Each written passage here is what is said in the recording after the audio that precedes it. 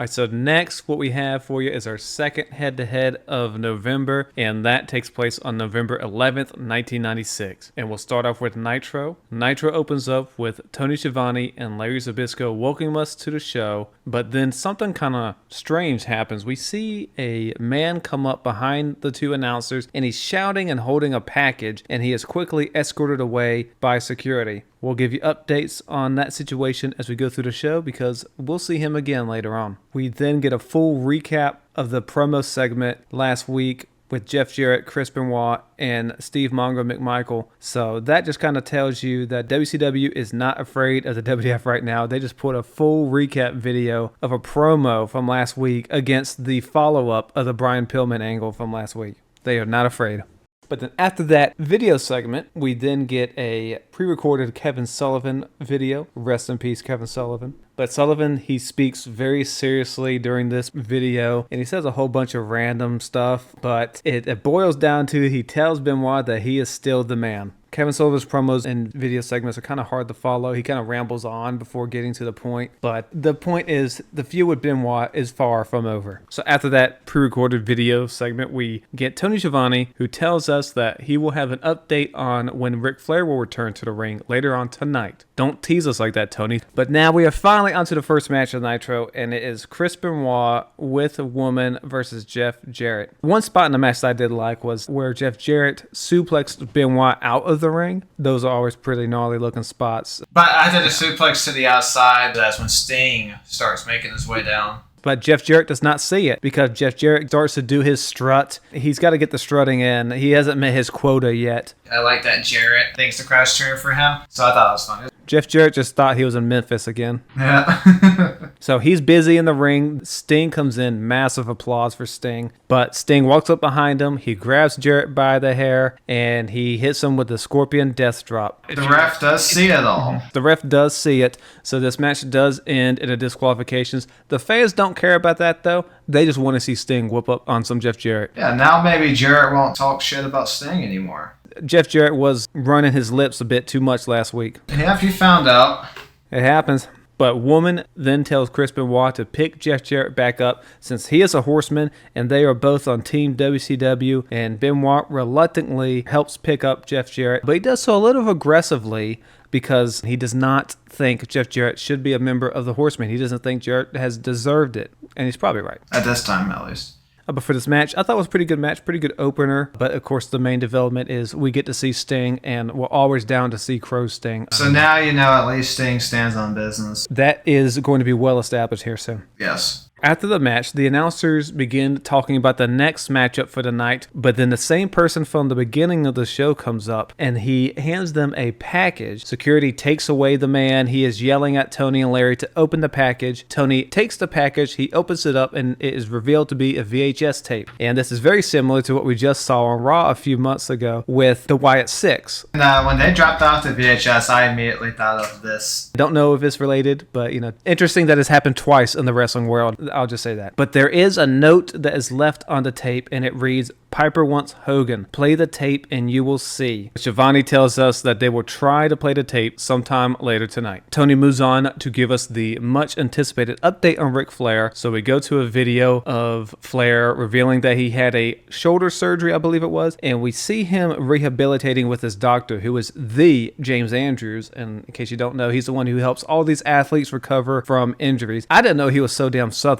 He calls wrestling wrestling. But it's nice to see you, Mr. Andrews. I think he's still with us. But the video continues on. But James Andrews talks about Ric Flair's injury he suffered, and he says that Ric Flair will be able to return in an appropriate amount of time. So as far as an update on Ric Flair, the update was a crock of shit. They just want Flair on camera. Yeah, we have the same amount of answers we have before we saw this video as we do now. So this settled nothing. But we'll just move on to the next match here. I'm sorry if I mispronounced it, but Malia Hosaka versus Zero with Sonny Ono. And this is the first round of the WCW Women's Championship Tournament. Malia Hosaka does not look like she cares to be here.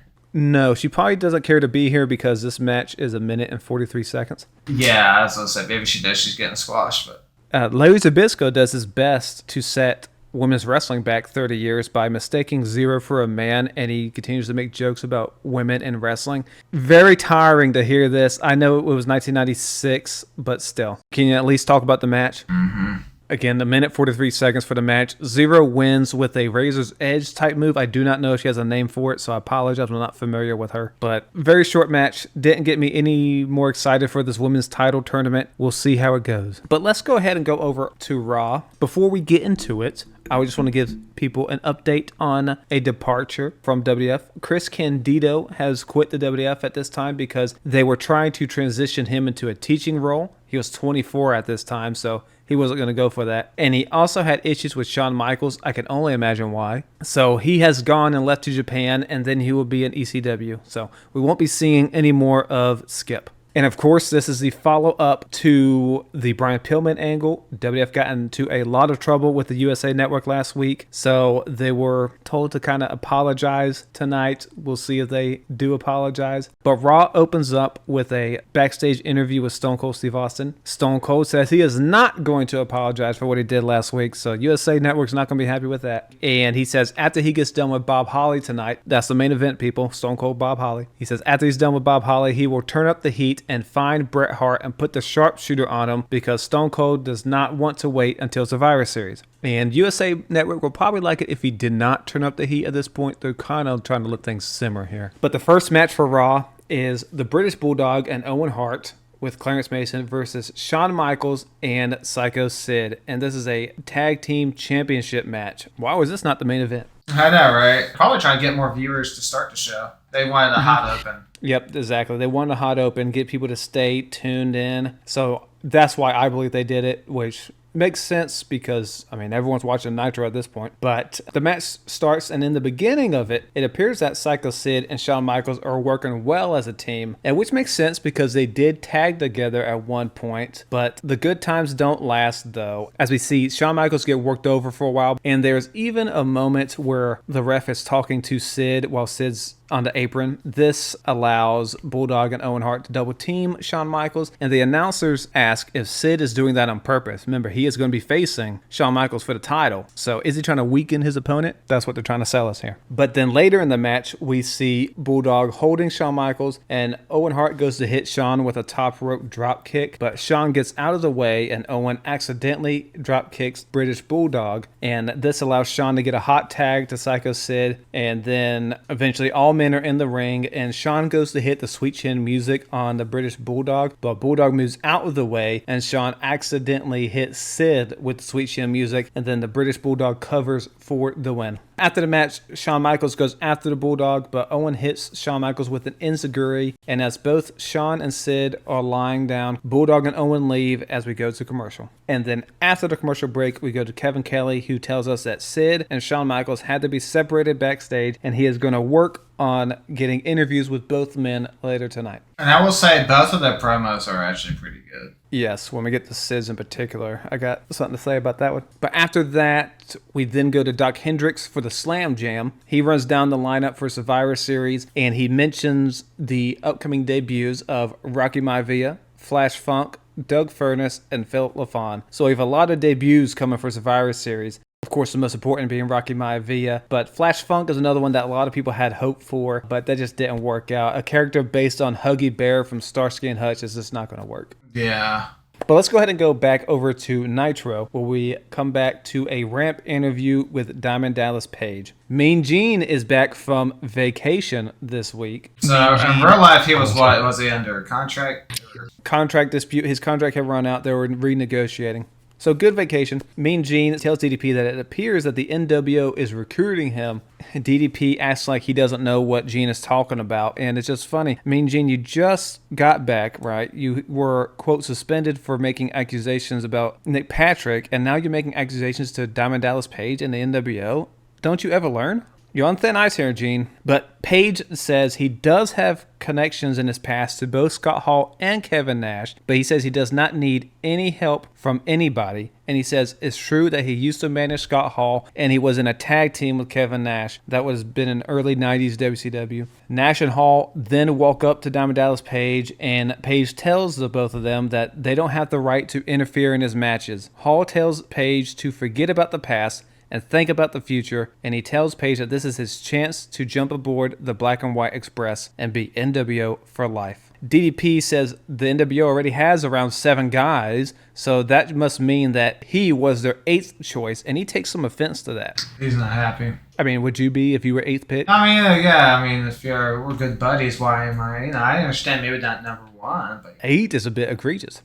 4 maybe 5. Something. But Nash tells DDP he doesn't get it. They didn't go to Diamond Dallas Page earlier because wrestling is as political as it gets. And that is true. That's a shoot right there, brother. But Nash also mentions to Page that Page lives 2 houses down from Bischoff. DDP takes exception to the notion that he was handed anything just because he is close neighbors with Bischoff. Hall tells DDP that they are looking out for him, and Page continues to argue with Hall and Nash about being the 8th choice, and then Nash and Hall eventually leave, telling DDP he still doesn't get it. So this segment I thought did well to make DDP feel like he belonged with the big names like Scott Hall and Kevin Nash. The ending was a little bit weird with like no resolution at the end of it. They just kind of leave. But I liked it. It's starting to make DDP feel like a main eventer. Yeah, and DDP's getting great reactions there this time. Mm-hmm.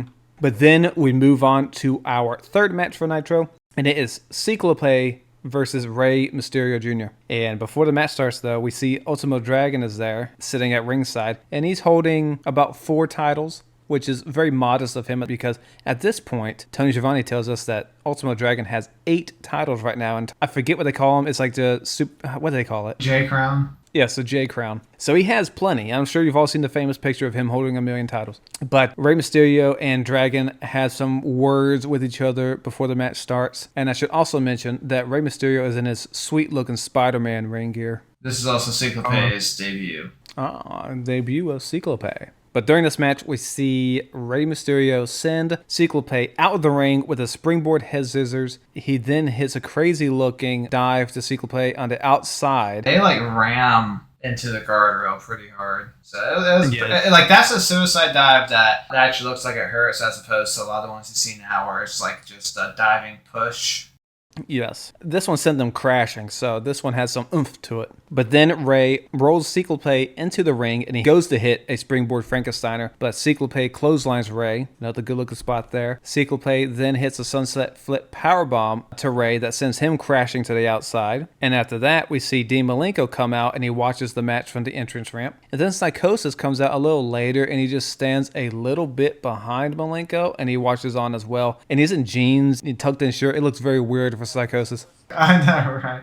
That's not your look there, Psychosis. But Tony Schiavone tells us that Malenko will be facing Psychosis at the upcoming World War III pay-per-view, so that explains that. But later on in the match, we see Rey Mysterio hit a crazy-looking Hurricanrana-type move to Cyclope from the top rope that sends both of them to the outside. Rey picks up Cyclope, and he rolls him to the ring, and then he hits the springboard Frankensteiner for the win. Afterwards, Dean Malenko goes to leave, and he sees Psychosis standing there, and it stops him in his tracks, and then Psychosis just gestures at Malenko, and then he leaves. So that was that. But the match between Cyclope and Rey Mysterio went 5 minutes, 58 seconds. I thought it was actually a very good match for that amount of time. Yep, not a bad debut for Cyclope. No. The only negative I would say is that there's a pointless appearance from Malenko and Psychosis. I think it was just because, no one knows they're facing at World War III, so let's tell them now. Yeah, this is kind of like, we're having a match. But then afterwards, we go to Scott Hall, Kevin Nash, and Syxx for a promo segment. Hall says that this Saturday, the Outsiders and Hollywood Hogan are headed out to the Cable Ace Awards. There they go again, I'm mentioning that. I don't even think they were nominated. No, and I think the award will only lasted a couple of years. I think it might have ended in 97. Yeah, I think so. Not very prestigious, but they won't shut up about it. But Hall says that they are going to be there because everyone knows the NWO is the reason that TNT is the hottest channel on cable. Then they start walking to the announce table, and then Scott Hall pokes fun at Larry Zbyszko, telling Larry that he thought that Larry would be bigger.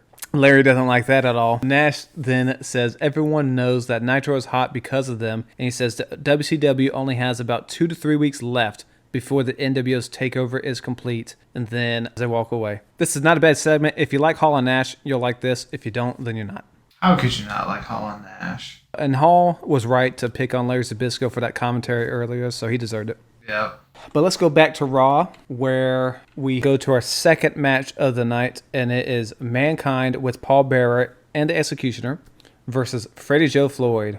we're not going to beat around the bush here. Mankind hits the pile driver and then puts on the mandible claw for the win. This is a quick match, 2 minutes 35 seconds, so not much to it. During this match, short match, they kept cutting to the execution on the outside, and no offense to Terry Gordy, but he just seems like he has no clue what's going on. Yeah, he looks lost. I feel bad for him. Yeah, this was after Terry Gordy suffered an unfortunate event on an airplane in Japan, so he physically was not doing well, and you could kind of see it here. Yeah, just like he was gone. The lights flicker. The pallbearer acts terrified as the cage is lowered. Well, and it has that pallbearer effigy, that little doll, like ridiculous looking doll thing. Yes, the shark cage comes down, and we see the fake pallbearer hanging upside down. And it's like this one, the Diesel, they put a lot of effort into that one. This one, pallbearer, like, nah. But the shark cage gets lowered. We hear the Undertaker's voice over the PA system, and the Undertaker tells his creatures of the night to say hello to the poor souls in the ring, and he tells them at Survivor Series the only thing they can expect is the unexpected. The Undertaker tells Paul Bearer that this is only the beginning of his torment and torture, and he says the poor unfortunate souls in the ring will never rest in peace. As Mankind walks to the back and he's pulling out his hair, Vince says on commentary that Mankind's not destined for the WWF Hall of Fame. Kayla Kowalski and the Valiant Brothers are a couple of the inductees. This is when Vince says Mankind will never be in the Hall of Fame, which that aged like milk because Mankind was inducted in 2013. But then after this, we get a Rocky Maivia vignette. Most of the video talks about Rocky's family history in the business. Of course, we all know it by now. Peter Maivia, Rocky Johnson. But Rocky tells us that he can't wait for his debut, and he says he plans on making his own name in the wrestling business, and I think he succeeded. Yeah, just a little bit. He maybe outdid both his dad and grandfather. But we'll see. Rocky's debut will be coming up on Survivor Series. We'll see how that goes. But let's go back over to Nitro, where we will go to the Arn Anderson pre-recorded video. Arn says he made a mistake and didn't think Luger could get that mad. But he tells Luger that this is a thinking man's game, and if Luger gets hot at him again, he will run him to death. And when Luger's tongue is hanging out, he will ride him and show him how the DDT feels. And Arn ends it with telling Luger that his time is up. Good old Arn stuff here. This leads into our fourth match here, which is Scott Norton versus Lex Luger. Before the match starts, Bischoff tells us that they are reviewing the tape that the fan gave them, and he tells us that they will soon make a determination whether or not to show the tape. They're going to show the tape. But the fans once again get distracted during this match, but this time is for a reason, because we see Sting watching the match from the nosebleeds, so at least they're actually looking at something. But for the match, later on, we see Scott Norton miss a dive from the top rope, which gave Luger the opening to impressively get Scott Norton in the torture rack for the win, and Luger continues his role that he's been on. But this match was kind of clunky, but it was hard-hitting. Of course, at this point, WCW is trying to build Lex Luger to be the big babyface of the company. Crowd is loving it. So if you like a babyface Lex, this is your time. Us that like the more narcissistic ones, like we had earlier in '96, we're kind of missing out. But then after the match, we do have an in-ring interview with Lex Luger. Luger says he does not have any answers for Sting's actions earlier tonight, and he tells Sting that he is like the Phantom of the Opera, and he says he has tried to talk to Sting, but Sting won't talk to him. Luger then leaves the Sting subject and moves on to Arn Anderson, and he tells Arn that he would beat him, and he did. Luger says the WCW is in the darkest hour, and he says he's been trying to carry the WCW, but it's too much for one man to take on, and he made the mistake of not trusting Sting, and Luger then apologizes to Sting, and he says they need him. This is a good babyface promo. I thought Luger did a good job showing his desperation to kind of get WCW out of the NWO's clutches here. It's not terrible, at least not until later. Yeah, he's not good either, but he's fine. We'll go to the fifth match of Nitro, and it is the Amazing French Canadians with Colonel Robert Parker versus Harlem Heat with Sister Sherry. This is Colonel Parker's first appearance with the Amazing French Canadians. So, of course, we get a recap from the Saturday night show where we saw Colonel Parker come out during the Harlem Heat's match when he wasn't supposed to be there, and he tried to interfere in the match, but Sherry slapped Parker, and this effectively kicked him out of the Harlem Heat. Booker T and Stevie Ray also get some shots in on Parker to send him packing. So that is why he has left them and joined the Amazing French Canadians.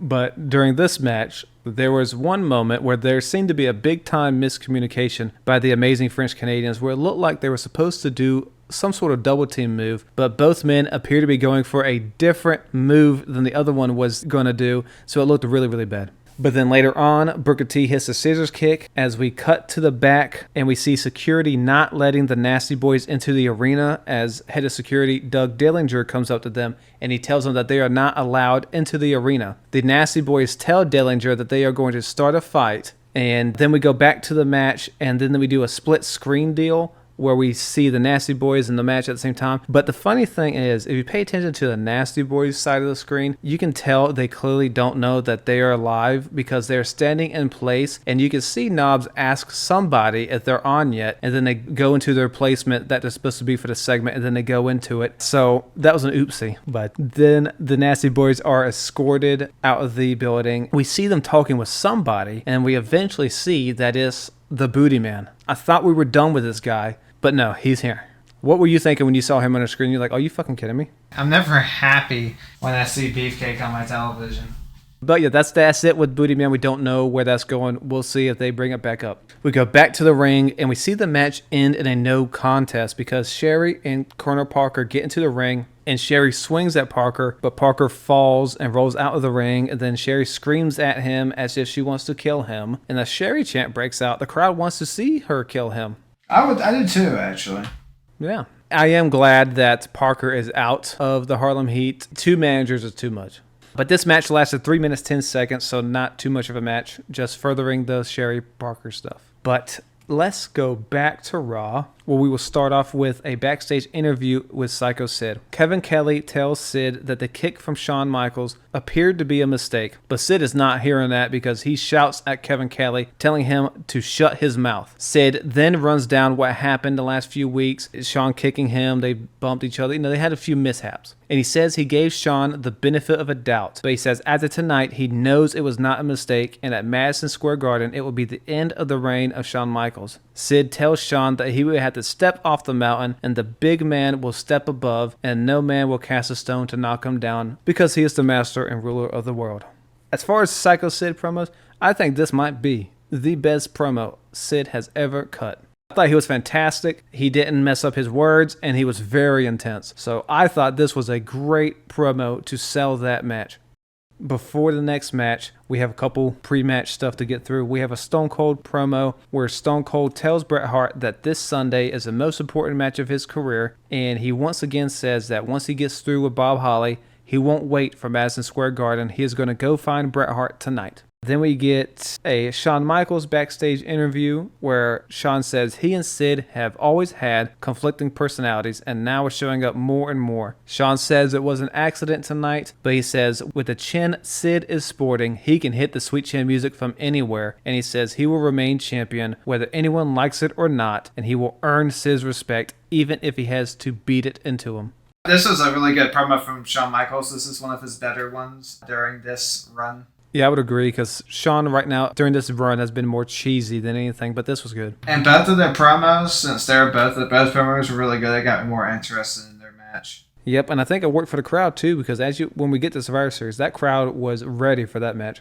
But we are on now to the main event of Raw, so let's go back to Nitro, and we'll go ahead and do everything before the main event there. We'll go to our 6th match of the night, and it is Conan versus Chris Jericho. But before we get into the match, I do have some backstage news that I learned about Conan. Conan and the head of AAA, Antonio Pena, had a falling out, and all of the AAA wrestlers working with WCW gave their notice to AAA sometime during this week, and that includes wrestlers such as Conan, Super Calo, Rey Mysterio, Juventud Guerrera, and Psychosis. So pretty much all the cruiserweights. And then also, supposedly, Conan spray painted the AAA heavyweight title that he had and threw it in the garbage. I don't know if that was on some other promotion, but that's what I found online. But for the match, we once again go to a split screen so that we can see a hockey card of Chris Jericho's father. Why? Who knows? Yeah, Conan hits a really nice powerbomb on Jericho. Yes, it is. He also has a nice rolling clothesline outside of the ring. And then later on, Conan reverses an Irish whip from Jericho. And as Jericho is running towards Conan jumps over him, and Jericho slightly bumps into Nick Patrick. Then Conan drop kicks Jericho from behind, and then Jericho once again bumps Nick Patrick, and Nick Patrick calls for the bell, and Nick Patrick wasn't having it. He said, that's not happening under my watch, no sir. I think it's so funny. He's like shaking his head. He's like, no. He's like, you can't do that. And he says, ring that bell right now. It's really funny because he's wagging his finger at Jericho, and so he's just really laying it in on him with the overacting. Yeah. He's really funny. Yeah, Nick Patrick's great. Nick Patrick, you got a couple fans here. Again, I thought when you told me the storyline, because I didn't know it, I thought it was going to be bad, but it's been good. I think it's just Nick Patrick did such a good job with it. Yes, he does. So, yes, this match does end in disqualification. It was 5 minutes and 18 seconds. And we cut to commercial before we could see Jericho's reaction to the disqualification, which was really weird. Yeah, no, because they're doing the storyline with Nick Patrick and Jericho, so it's odd that they kind of cut that part out. They must have went long somewhere and they had to cut time. We'll go ahead and go to the 7th match, and it is Juventud Guerrera versus the hairiest man on the planet, Miguel Perez Jr. This is our first time seeing Miguel Perez, and I have to say that even A-Train would say that he is one hairy bastard. Don't get used to him in WCW. He very quickly goes to the WWF. But as for the match part, we do see Miguel Perez hit a hell of a powerbomb. Are you talking about the one on the outside? Yeah. It's really nice. Really good spot. And then he hit a nice backflip outside of the ring as well, and I didn't know he had such abilities in him, so I was kind of impressed by that. But then later in the match, we see Juventud go for the 450 splash, but he misses, and then Miguel Perez capitalizes on the mistake, and he sneaks a pin on Juvi for the win. I thought it was a fine match. It's fine, but, I mean, they picked the wrong winner. Juventud needs to win that match. Yeah, Juventud should have won. So I was surprised to see him lose, and at this point, I do not think WCW has done a good job presenting Juventud at all. No. Like, I've always heard of Juventud being a big name, but, like, so far, at this point, he hasn't been in WCW long, so we have a lot more to see. But at this point, he's a jobber. He really has been. It's only when he takes off the mask that's really when he starts to shine in WCW. But yeah, wrong winner there, but like you said, fine match here. But after this match, we hear someone say Sting's name on the microphone, and it turns out to be Ted DiBiase with Vincent. They are in the nosebleeds, looking for Sting, obviously, and DiBiase says they are standing in the same spot that Sting was in earlier, and he thanks Sting for taking care of Jeff Jarrett earlier tonight, because Jeff Jarrett had been talking reckless about the NWO as well. He's going to learn his lesson there too, I guess. Vincent then unfurls an NWO shirt, and DiBiase tells Sting that all he has to do is put on the shirt, and he is NWO for life. After that segment there, we go to Bischoff, and he gives us an update on the video he received. He says it is a music video, but he says there's something in that music video that tells us about how Piper feels about getting in the ring with Hogan. But of course, we won't find out what that is just yet. We'll find out later. But now we are on to the main event. So we'll start with Raw's, and it is Bob Holly versus Stone Cold Steve Austin. Boy, that would sell anywhere. It would sell better in a few years. Yeah, still not main event, though. No, of course not. On a random episode of SmackDown or something, maybe. But... So, yeah, we got that match. We do see Bret Hart backstage watching the match on a monitor, and Jim Ross tells us that Stone Cold will be facing Vader on next week's Raw. I was like, that's a pretty interesting matchup. I'm interested. But for the match, we go split screen for a good portion of it, and that's just so we can see Bret Hart's facial reactions during the match, because that's what I want to see. I guarantee you, just because it was Bob Holly, if it was someone of higher status, they wouldn't have dared. This is probably like the middle of the taping. But it's always just weird having to see someone, because they stick on Bret Hart a long time, and so it's kind of weird to see him force some reactions to it, because it seems so fake, which it is, but still. But we're not going to bore you. This match did go 10 minutes, 22 seconds, but we're not going to go into all that. It was not a very exciting match. Stone Cold wins with the Stone Cold Stunner. The match was not the focus because Bret was on screen for most of it. So yeah, that's really all the analysis on that match I got for you. They did show us the second video of the Survivor Series promo videos for Stone Cold Bret Hart, which is another good one. If you haven't seen it, I recommend you check it out. So then after the match, Stone Cold heads to the back, because remember, he said he's going out to Bret Hart tonight. We see him approach Bret Hart's locker room door, and he looks like he's about to open the door, but before he opens it, he stops, and he tells us at home that he isn't going to fight Bret for free. So we'll have to pay to see him whip Bret Hart's ass. And Stone Cold yells at Bret through the door, and he tells him that he's going to beat him, and that's the bottom line. And that is the end of Raw. It's kind of weird to have Stone Cold say he's going to beat someone up the whole night and then not. But yeah, so that was kind of weird. But I did like them putting focus on that match coming up for Survivor Series because that is a big match. This is Bret Hart's first match back after WrestleMania. This is Stone Cold's biggest match of his career. So will they deliver? We'll see. But let's go back over to Nitro, where the main event is the Faces of Fear with Jimmy Hart versus the American Males. And for some reason, probably because the match is only 3 minutes and 34 seconds, Bagwell does not take his vest off the entire match. Yeah, it was really strange. We did see a thunderous powerbomb from Barbarian to Marcus Bagwell, and afterwards, Bagwell oddly starts shouting at the ref and not selling the move at all. He's angry about something. The only thing I can read his lips is like, what the hell? And then I don't know what he says after that. So we don't know, but he's upset. Oh, at one point in the match, Bagwell grabs at Barbarian's legs from the outside because he's not the legal man. The referee sees it, so the ref goes to talk to Bagwell, and as the ref is dealing with that, Ming kicks Riggs in the face, and Barbarian covers for the win. I liked it. I liked the finish. Yeah, that's fine with me. I mean, of course, the match was so short, you can't really get too much going on, but this also further continues to build to the breakup between Riggs and Bagwell. So that after this match, we have a Jimmy Hart promo. Hart asked the WCW committee how the Nasty Boys are the no more contenders when they are not in the WCW anymore. And I was like, well, Jimmy Hart does have a point. The Nasty Boys did say they were free agents, so that's a fair point. Jimmy Hart then tells the WCW committee to make it a triangle match and get the Faces of Fear the chance to bring the tag team titles back to where it belongs. And I was like, yeah, I would much rather have the Faces of Fear be involved in that match than just a Nasty Boys versus Outsiders match. Yeah. So I'm all for this. So then now we go to the true main event of tonight. We go reveal what was on that damn tape. So this is from a song from Roddy Piper, a legitimate song that he sang. I did not even know he was a singer. This is the first I heard of it. The song was titled, I'm Your Man. They play a decent amount of the song, but anyways, the most important part is they cut to a part in the video where there's a sign on like a movie theater matinee, and it flashes only for about like half a second. And it reads, Ultimate Bout, Rowdy Piper versus Hulk Hogan tonight. Which the announcers try to sell us that this was Piper showing how badly he has wanted to face Hogan for years. And so they're trying to say that Piper really wants this match. He's going to make it happen. Because remember, Bischoff has said that Piper's people are trying to make it not happen. Whereas they're trying to say Piper wants the match. So what's going on there? So this was a major reach from WCW. This was a total letdown from the build-up throughout the night. This was a horrible payoff. Yeah, this video was bullshit. When people talk about bad WCW, that's bad WCW right there. Bullshit. That's 2019 WWE bad.